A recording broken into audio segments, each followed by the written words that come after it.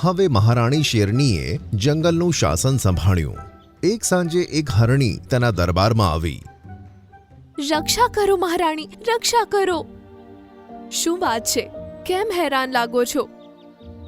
મહારાણી, હું blue land જંગલથી આવું છું. આજ સવારથી મારા બચ્ચાની તબિયત ખૂબ ખરાબ છે. હકીમ વાંદરાએ કહ્યું છે કે તેને તમારા જંગલમાં ઉગતી વાદળી ફૂલની જડીબૂટી જ ખવડાવવી પડશે. માત્ર તેનાથી જ તેનો જીવ બચાવી શકાય છે. ઠીક છે, તું અમારા જંગલમાંથી તે જડીબૂટી લઈ જઈ શકે છે.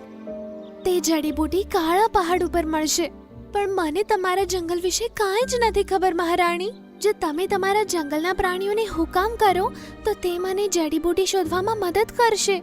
મને સરળતા પડશે. તારા એક બચ્ચાને બચાવવા માટે જંગલની આખી પ્રજાને તારી સાથે મોકલીને જંગલનું શાસન કાર્ય અમે ના રોકી શકીએ.